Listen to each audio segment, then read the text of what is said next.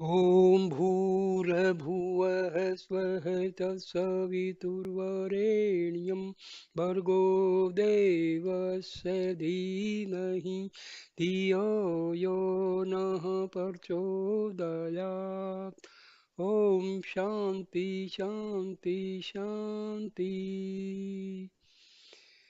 Sai Ram, Om Sai Baba, Jai Ho, Sai Ram. I am starting my third video and I start with the conception of divine consciousness. See, the word divine indicates God and Atma and everything connected with God and Atma is known as divine, and the power of Atma and God is known as divinity.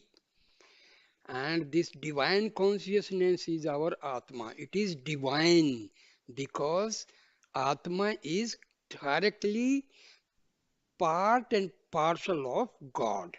So, our Atma is known as divine consciousness. To begin with, you must know who you really are. Are you the body? If you are the body, then why do you say this is my body? That means this body is possessed by other than the body. See, since you call it my body, that means the possessor of this body is someone else other than body. You must be something different from the body. When you say my heart, then that means that you are something different from your heart. Your heart is an object possessed by you, its owner. You declare, this is my brother, this is my sister, this is my mind, my body, my intellect. The unchanging element in all of these declaration is my. So my means the possessor adjective of I-ness. I. I am the Atma. And anything belonging to me is, that means I am the possessor, and this possessive nature is indicated by the word my.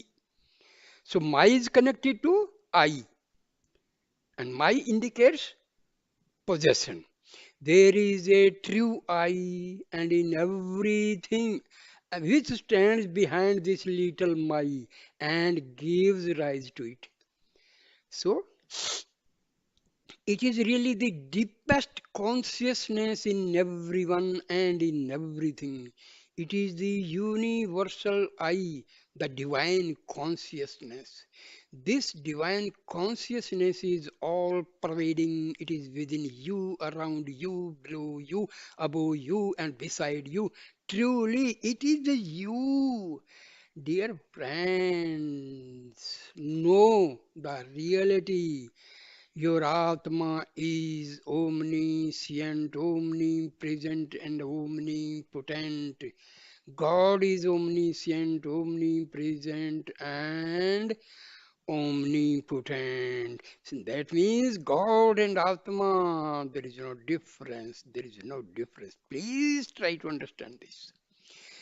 This divine consciousness can be found everywhere in everything in the world. Why we are not able to understand this infinite nature of our Atma? Because it is covered by Maya, covered by mind, and covered by ego. Ego and mind both are finite. So, because we see through the eye of ego and mind, so we are completely forgetting our Atma. So, You must become inner directed and search out your own truth.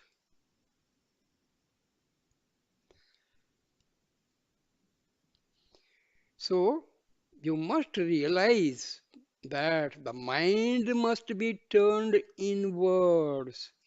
You must become inner directed and search out your own truth. You must realize that you are not this, you are not that. You are not the mind, you are not the body, you are not the intellect. Then who are you?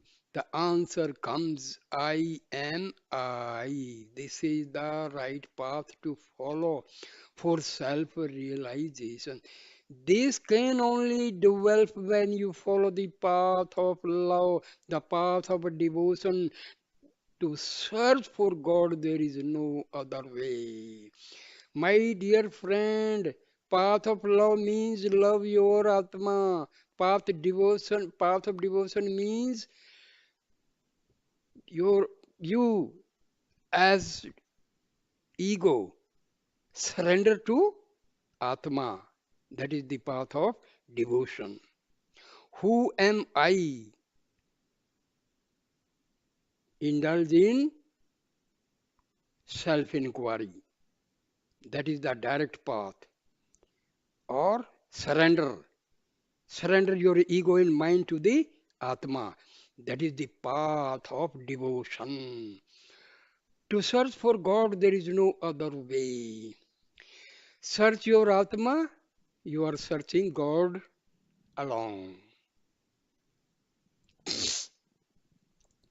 Everywhere you look, the formless has taken on forms. God is present everywhere.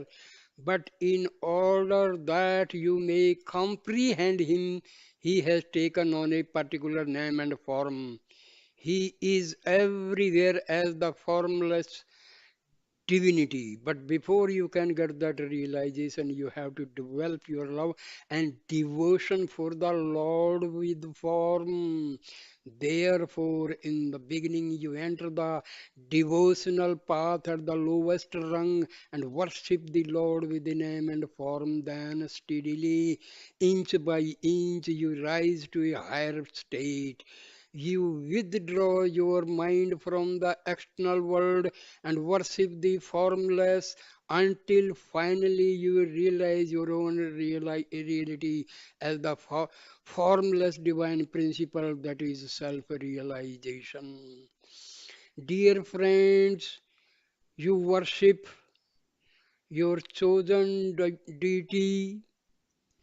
Finally, you have to reach the state where you directly worship your Atma.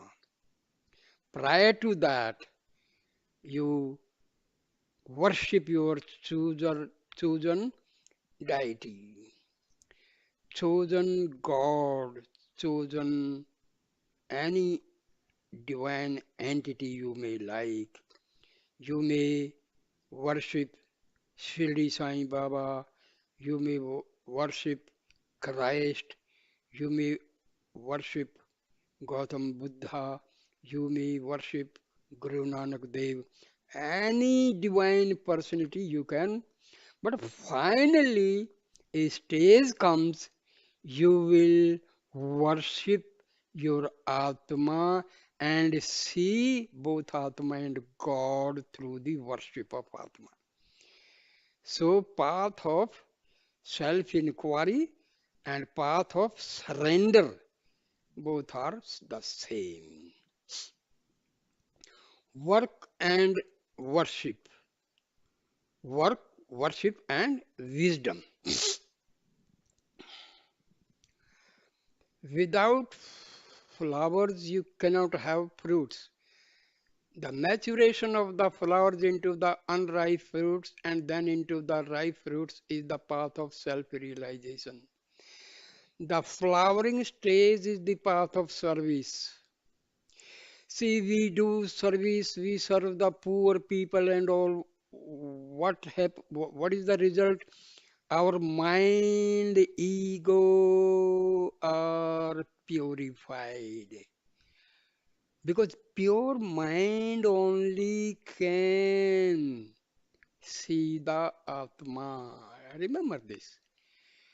You serve the needy, serve the destitute, serve the poor people. Huh? Baba used to say, serve all, hurt, serve ever, hurt never. Never hurt anybody. If you can, serve everybody, but never hurt anybody.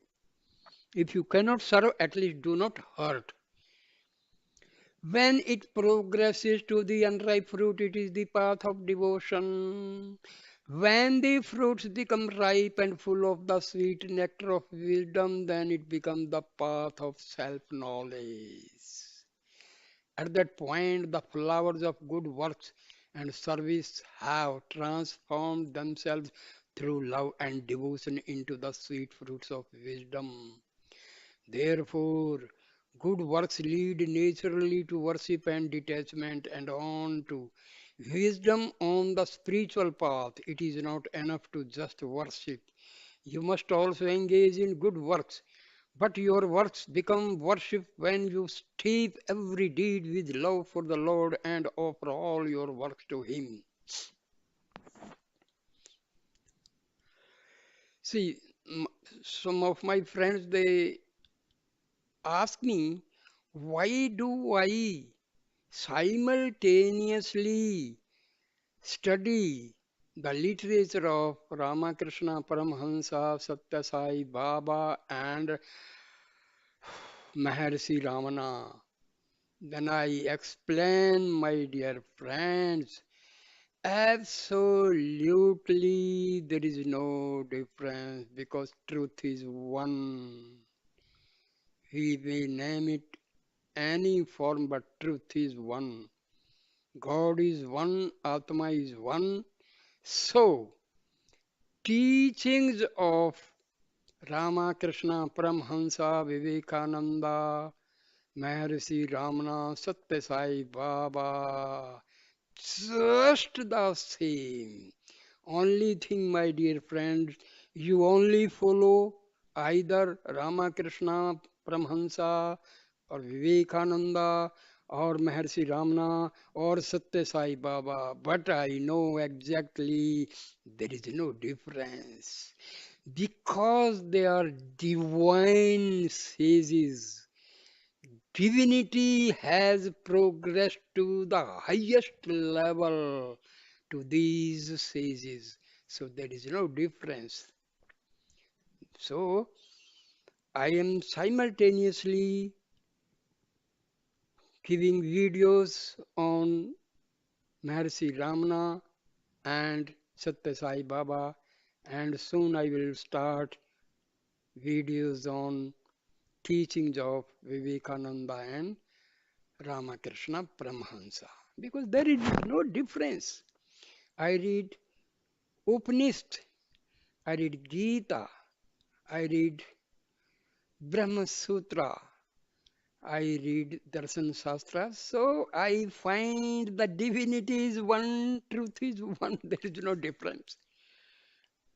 So, know it. The fact is, there is no difference. When we start differentiating, we are deviating from the path of divinity.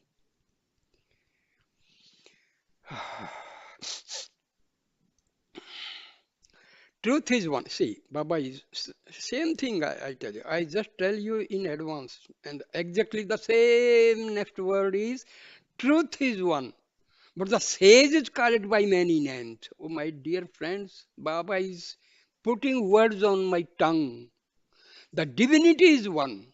But many names are used to speak of this one absolute really. Oh, my dear Baba, you are really God incarnate or God. Wah. From the one come the many. When a child is born, it is called a baby. As it grows up, it becomes a youth. After 20 years, it becomes an adult and later a parent, later still in life, it becomes a grandparent, but these are all one and the same entity. Similarly, the ultimate reality is always one and the same. When you realize this unity and remain firmly established in one divinity, always one and the same. When you realize this unity and remain firmly established in the one divinity underlying all the changing names and forms, you will have achieved something that is truly worthless. Extinction of delusion. Have a clear understanding of the Gita in your heart. What is the essence of the Gita teachings? Some say that it is the path of service and action, and others say it is the path of love and devotion. Still others say that it is the path of knowledge and wisdom.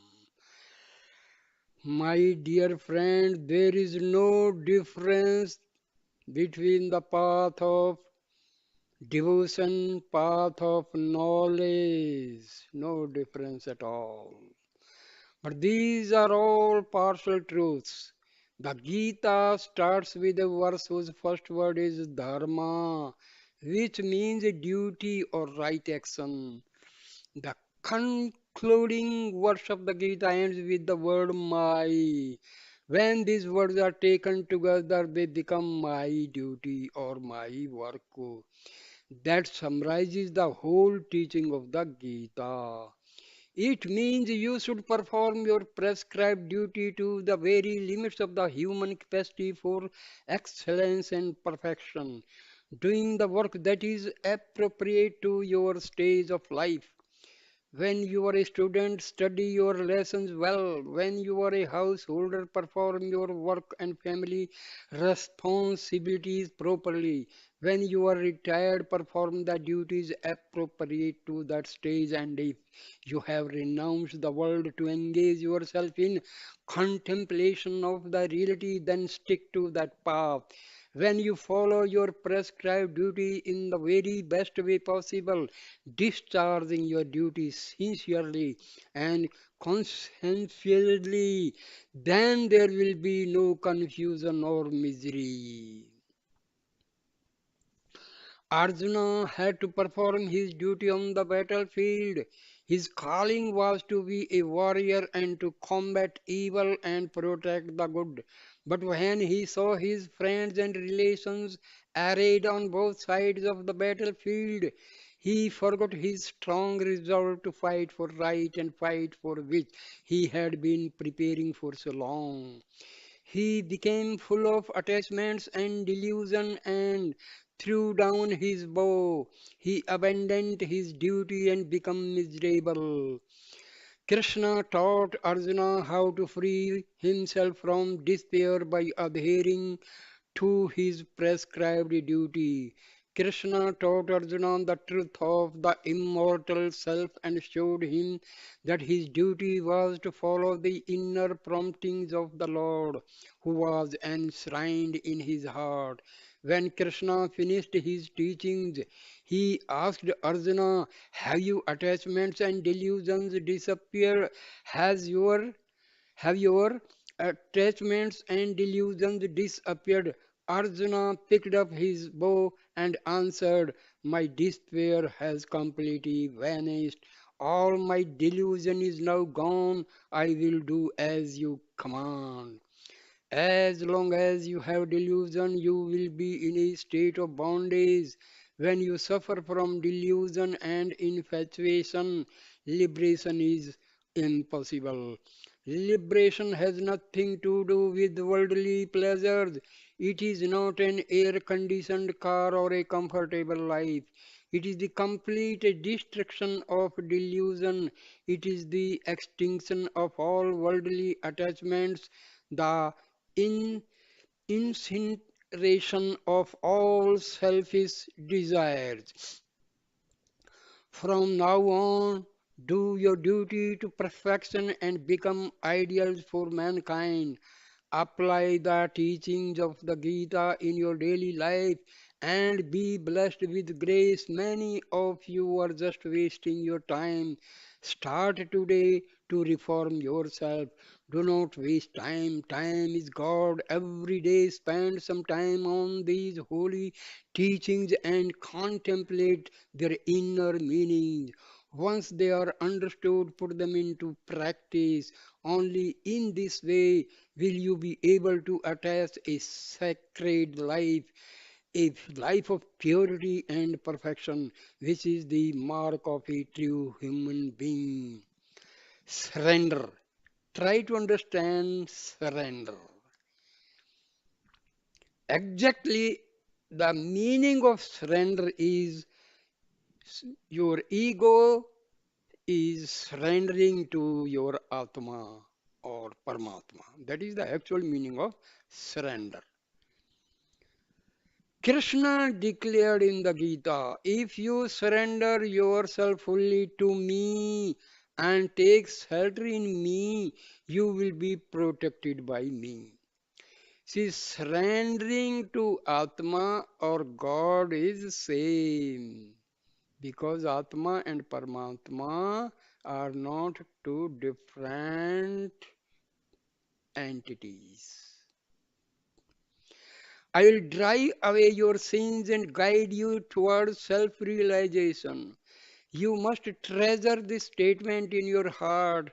Steadfastly follow the path of surrender to the Lord, and He will look after you and take you to Him. God's power is immeasurable, unlimited. The huge diversity you see when you look out at the universe is all the result of the illusory power of God. Illusory power of God is Maya. The physical universe visible to your human eye is just very small part of the infinite power of the Lord. All the worlds can be covered by a fraction of the foot of the Lord. It is impossible to understand the greatness of the Lord. He pervades the entire universe, gross and subtle. No place exists where He is not. The universe is the body of God. He has embodied himself in the creation. To understand the divine principle on which the universe rests, you can begin by considering the vast size of the universe. The moon is hundreds of thousands of miles away from the earth. The sun is many tens of millions of miles away. Even the nearest of star is millions upon millions of miles away, and beyond that, in the furthest reaches of the visible universe, there are stars and that are still billions of times further away. But all of this, which constitutes the physical universe and which to our limited view is so infinitely vast, is only the minutest part of the subtle universe. Compared to this subtle universe, the whole grand physical universe is no more than the size of an atom. The subtle universe, which is so indescribable, indescribably huge when compared to the physical universe, is itself only a microscopic part of a much, much vaster aspect of the universe, which can be described as the casual universe. It is known as the casual universe because it is out of this finest aspect that the gross and subtle worlds arise. All of these three worlds, the physical, the subtle or mental, and the causal, are so enormously big. The scriptures have declared that they cannot possibly be understood by the human mind or depicted in words. They are beyond the imagination, beyond the ability of the mind to grasp. And yet, beyond all these, transcending the gross, the subtle, and the causal, is the divine principle, the ultimate cause of all. The path of devotion. God is beyond the gross, the subtle, and the causal, but as Lord, He rules over all of them. He is the master of time, past, present, future. Human beings have been given limited capacities and may find it very difficult to understand this divine principle. In that case, the easiest path to follow is the path of devotion.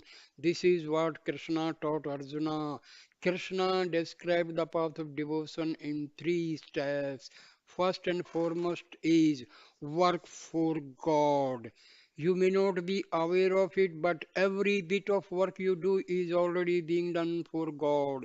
He is the supreme master of this world, and everything in this world belongs to Him. Knowing this, consciously make every action you undertake an offering to God. Devote all your labors to Him while being ever mindful that God is not outside of you. The second step is for the sake of God alone. Up to this point, you have been thinking only about yourself. But who are you? Who is this I that you use to refer to yourself? Krishna said, it is I. Who am I shining in you? This word I does not belong to the body, neither to your own body nor to Krishna's.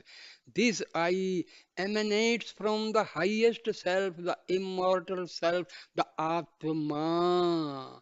This I should not be equated with the body or the mind or the intuitive faculty or any other aspect of the individual. It transcends the limited personal self of the individual.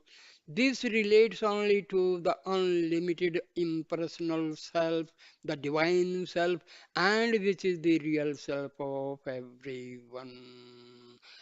See, when you watch or listen my videos, please pray Baba to give you full understanding. Baba will help you. Baba will help you because you have direct contact to Baba. If you believe, belief is the real power which connects us with God. Belief, faith. The limited personal self, by calling itself I, has associated itself with the universal. But the personal self is not the real self, it is merely a reflection of the one immortal. See, the personal self is ego. Please try to understand the words, then only you will understand. It is merely a reflection of the one immortal divine. See, sometimes we receive our desired thing, we become happy. You know where from this happiness comes? It comes from the Atma. Because Atma is nothing but happiness. Atma is nothing but Ananda. Atma is nothing but bliss. So whenever we feel some sort of pleasant moment or we become very happy, delightful, that means this happiness is reflected from the Atma. Because the very nature of Atma is bliss, happiness, and peace. So, happiness is not given by the desired object. This happiness is just reflection from the Atma. Perform all your actions on my behalf, act as my agent. This me or my or I, which Krishna is speaking of, is not God outside of yourself. It refers to the Atma, your divine self.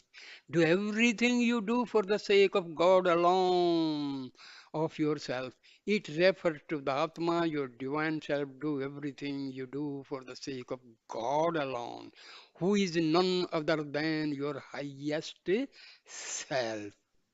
So, dear friends, in my video, I have written direct path to liberation.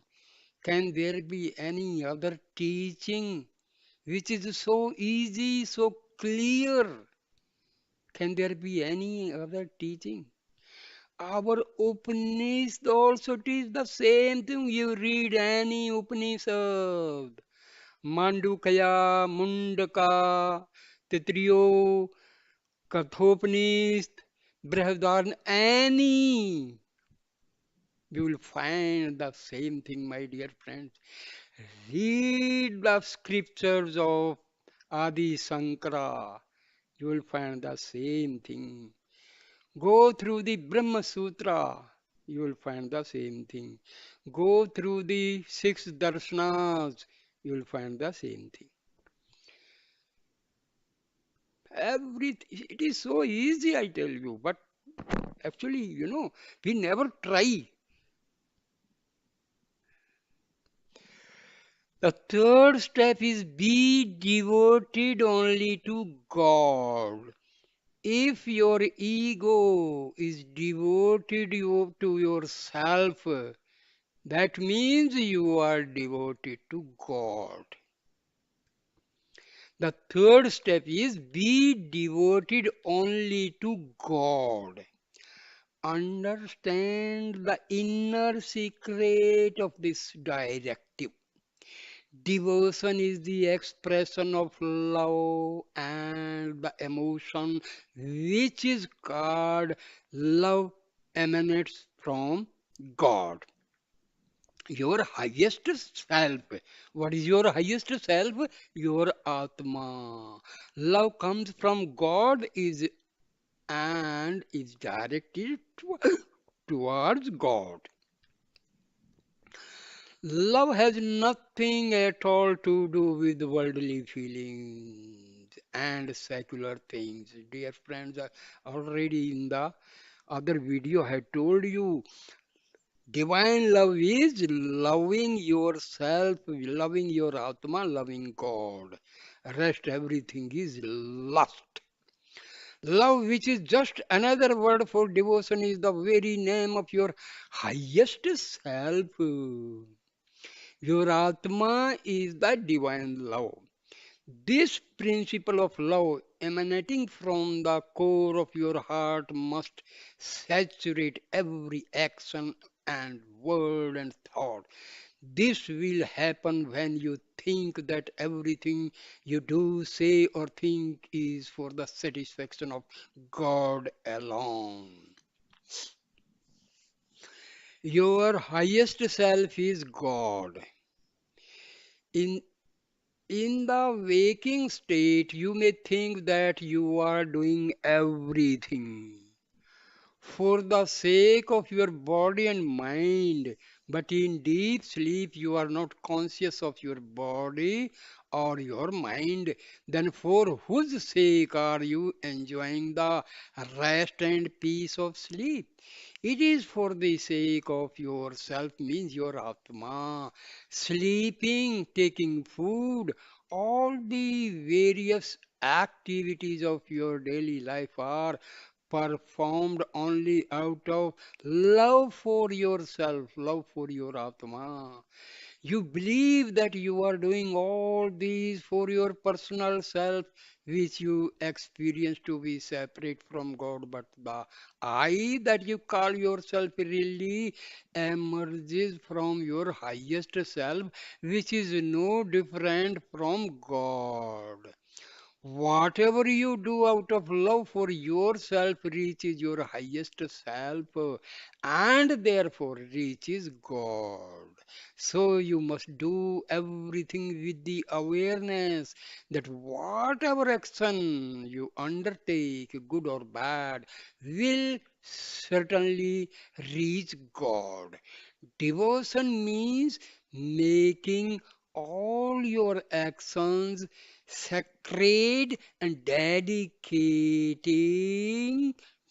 them to God alone.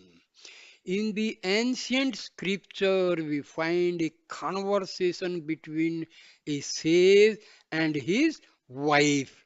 I have given this conversation, that is, conversation between sage Yajvalkya and his wife Maitreyi,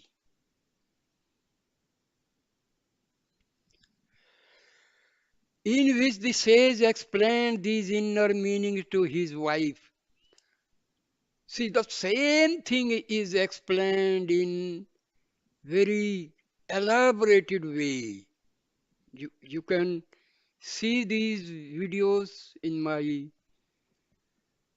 channel.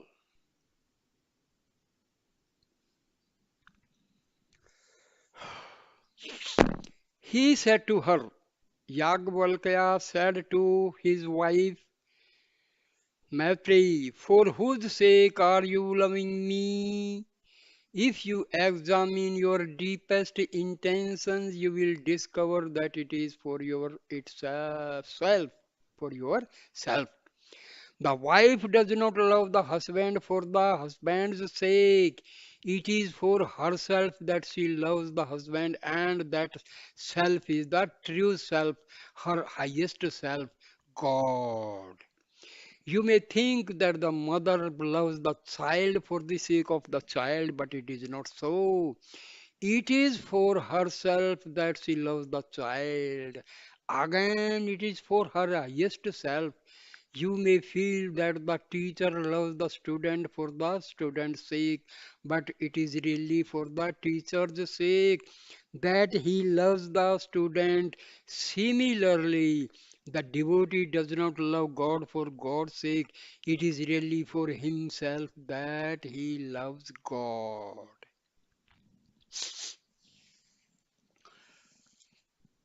See, why I am giving, different types of videos, because you will find the same teaching. You go for samvad between this conversation between Maitreyi or Yagnvalkya, or Gargi and Yagnvalkya. Huh? You will have the same teachings, same. Everything is same. Because truth is one. Truth cannot be just described in different ways. Truth follows the absolute one true path. Simple. Then are, I have given already this conversation between Ketu and his father, Uddalka. So, the unlimited power of God. If you want a little breeze, you may take a hand fan and wave it so that you get a little air. On the other hand, when there is a powerful whirlwind, you find very big waves crashing against the shore of the ocean and even huge trees being uprooted. The breeze you can get from a hand fan will be very limited, but the power of God is tremendous, it is unlimited. Consider some other examples. When you try to draw water from a well, you can draw only a very small quantity. But when there is a heavy downpour, streams will become rushing, rivers will which join together in one great flood. One comes from the limited power of man, the other comes from the unlimited power of God. Take the example of wanting some light in your house. You may light a candle or switch on an electric lamp, but at dawn, when the sun rises, the whole city and forest will soon be flooded with the sun's light. The little light of your lamp is very weak compared to the splendor of the sun shining magnificently everywhere. Again, this is the unlimited power of God compared to the limited power of man. How can you reach this unlimited power of God? How can the limited capacity of a human being be transformed into the unlimited capacity of God? The means is surrender. The Lord has declared in the Gita, I will destroy all your sins and raise you to the supreme position which is my own. How can that happen? The physical world that you see with your human eyes is the gross aspect of the universe. When this gross aspect takes a subtle form in the mind, you have the subtle universe. And when the mental takes a still finer and more subtle form in the heart, then you have the causal universe. The infinite Lord is beyond all these. He is the biggest of the big, but He takes the form of the smallest of the small and installs Himself in the very heart of the devotee, deep in the causal aspect.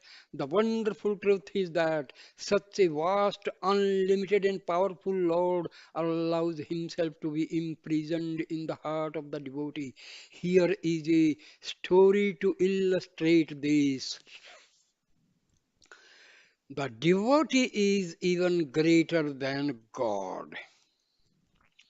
Once upon a time, says Narada came into the presence of the Lord. The Lord asked him, Narada, in all your travels through the world, have you been able to discover the principal secret of the universe? Have you been able to understand the mystery behind this world? Everywhere you look, you see the five great elements earth, water, fire, air, and ether. Which do you think occupies the first place of everything that is be found in the universe? What is the most important of all?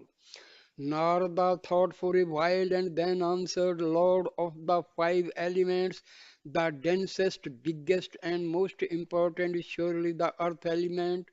The Lord answered, how can the earth element be biggest when three-fourths of the earth is covered by water and only one-fourth is land? Such a big earth is being swallowed by the water. What is the bigger?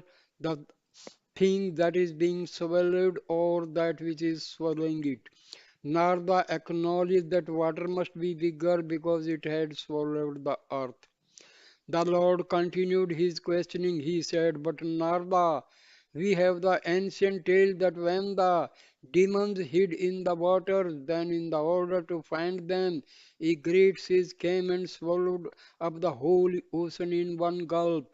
Do you think the sage is greater or the ocean is greater?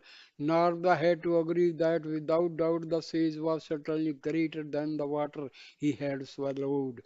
But continued the Lord, it is said that when he left his earthly body, the same sage became a star in the heaven. Such a great sage is now appearing only as a small star in the vast expanse of this sky. Then what do you think is bigger? Is it the sage or is it the sky that is bigger? Narada answered, Swami, the sky is surely bigger than the sage. Then the Lord asked, Yet we know that one time when the Lord came as avatar and incarnated in a dwarf body, he expanded himself so hugely that he was able to cover both the earth and the sky with his 1 foot. Do you think God's foot is bigger or the sky? Oh, God's foot is certainly bigger.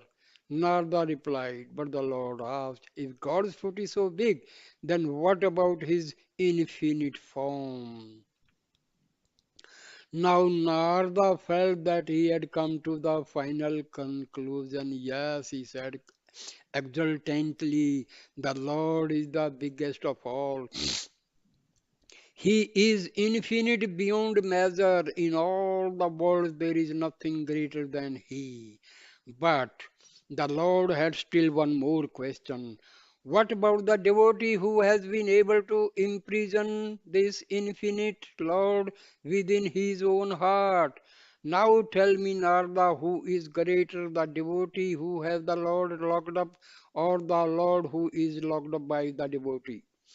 Narada had to admit that the devotee was even greater than the Lord, and that therefore the devotee must rank first in the importance over everything, surpassing even the Lord. You can bind God with the power of love. Such an enormous power which can bind even God is within the scope of every devotee. Whatever be the immensity and capacity of any power, however magnificent it may be, if it is bound by everything else, then that which binds it must be considered more powerful. The awesome power of God has been bound by the power of love. Therefore, in this path of devotion, you can tie up the Lord Himself and keep Him locked in your heart. If you take a drop of water from the ocean and keep it in the palm of your hand, compared with the ocean, the drop appears very, very small. But put that same drop of water back into the ocean and it becomes a part of the infinite ocean. If your smallness as a human being is joined together with the vast power of the Lord, you become infinite and all powerful. You become one with God. In the scriptures it is said, the knower of God verily becomes God. In other words, the very process of knowing God merges you into oneness with God. This process, which joins God and you together, is called the path of devotion. Unfortunately, many people today choose not to even recognize God. Instead, they prefer to rely on their own limited strength and to be impressed only by human achievement. They are prepared to bend low before a village officer or a petty government official, but they refuse to show humility and obedience to the all powerful cosmic personality who is the master of the universe. God, who is the origin and cause of everything seen and unseen, is being ignored. The reason for this sad state is that very few have been able to understand the underlying truth behind this vast manifested universe. If they were to see that everything is but a reflection of the one divinity, they would never follow the wrong path. If you have a wish fulfilling tree in your courtyard, why search for wild fruits in the forest?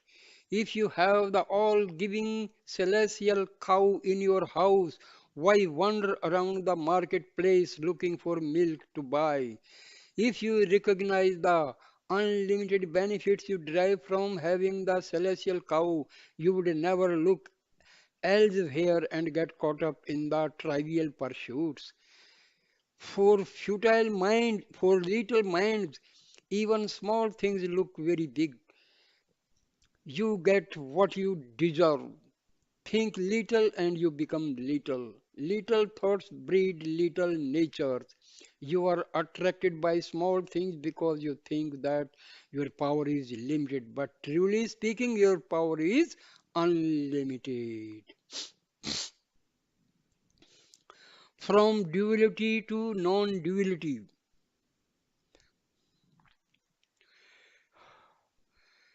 you remain small by identifying yourself with the body. You think I am the body.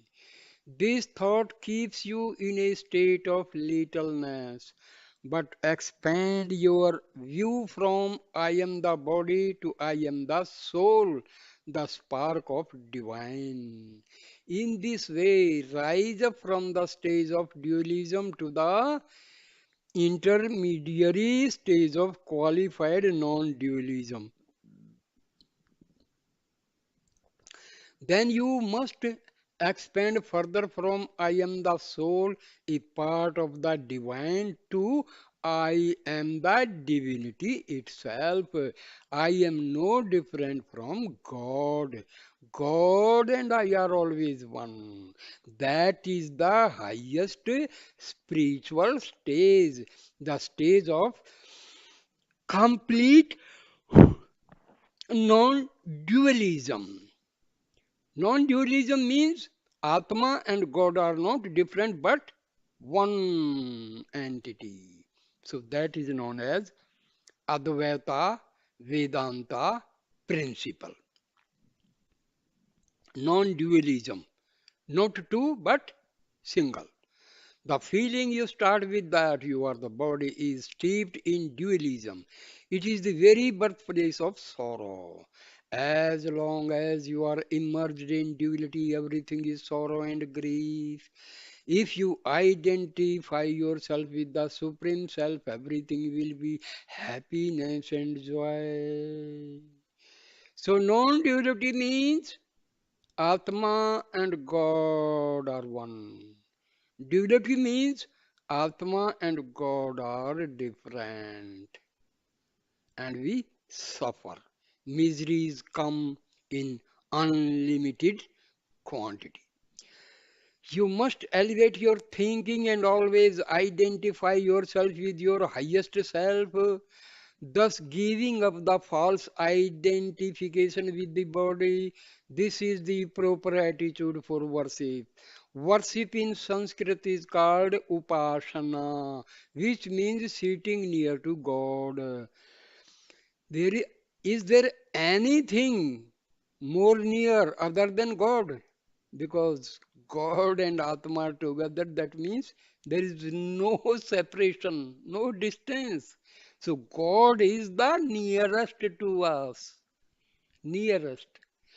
But it is not enough to just sit close by and near. The frog sits on the lotus, but does it benefit from the sweet nectar that is in the lotus? Just being near the Lord is of no use. You must also be dear to Him.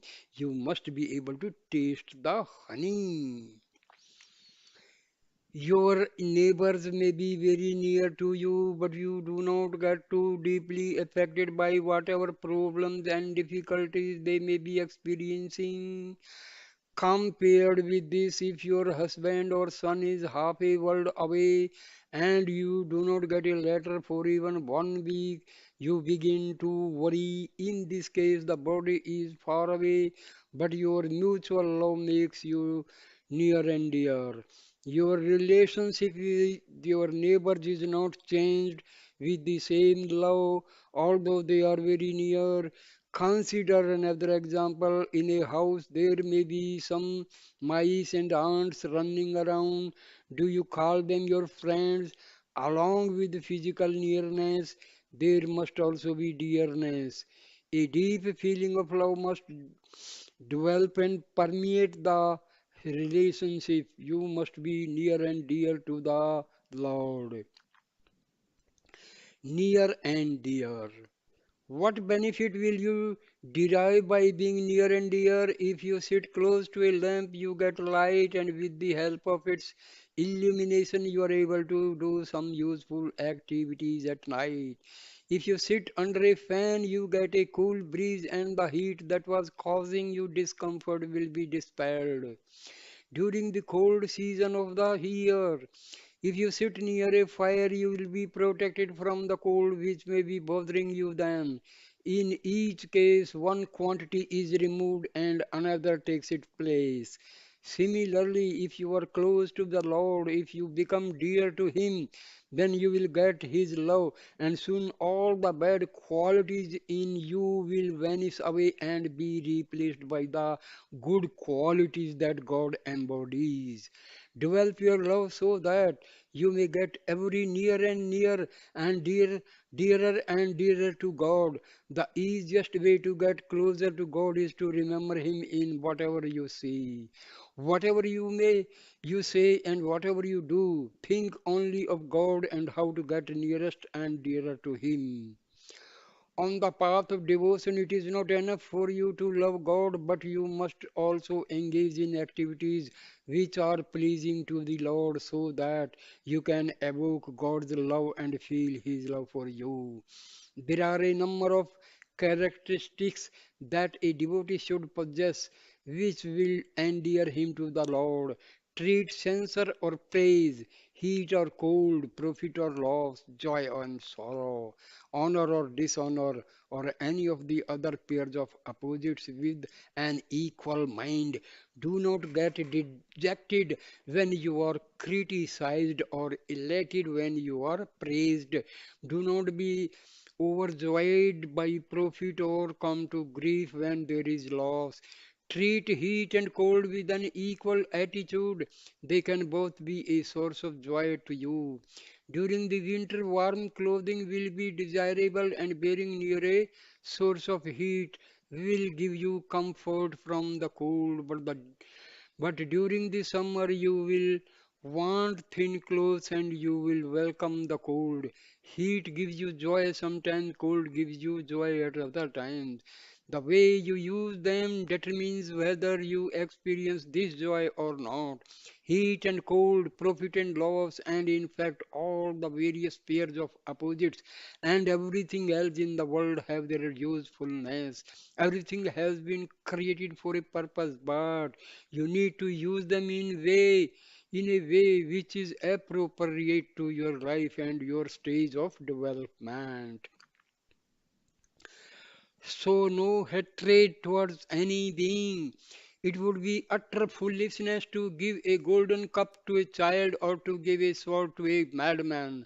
A golden cup which is highly valuable should be given only to a person who would appreciate its value. Such a person will derive great joy from it and know how to use it. In the same way, the one who knows the value of devotion will use it to fill himself and others with the pure joy. Genuine love will never give trouble to anyone. It will never lead one to hate another. In the 12th chapter of the Gita, the desirable qualities of a devotee are enumerated. They start with, let there be no enmity directed towards any creature in the world. Repeating parrot like, Lord, I love you, Lord, I love you, while at the same time giving trouble to others cannot be considered a devotion. You become a devotee filled with love and devotion when you surrender yourself completely and are ready to carry out every command of the Lord. Arjuna, out of pride and egoism, was feeling dejected, but after listening to the Lord, Arjuna fell at the divine feet and said, Lord, I am your disciple. Teach me what is good for me. I surrender myself fully to you. Up until that time, they were treating each other as brother-in-law. Arjuna was married to Krishna's sister Subhadra. But once Arjuna said, I will do as you say, I will carry out your commands, he became a devotee. The transformation took place in his mind as he changed the relationship from a brother-in-law to that of a disciple with the Lord as his teacher. Such a mental transformation is absolutely essential for a devotee. Without this, whatever level of closeness you feel you may have developed with the Lord, your devotion will remain fruitless and useless. Being aware of these high principles, do your duty in life, maintain an even mind, and make sure that the work you do is good and that it is always appropriate to the occasion. These verses from the Gita should not merely be memorized, but they must be put into practice. When you fully understand their meaning and practice them in your daily life, your worries will soon leave you and all your sorrows will disappear. Earning God's love. The Lord said in the Gita, develop steady and unwavering devotion for me, and you will become very dear to me.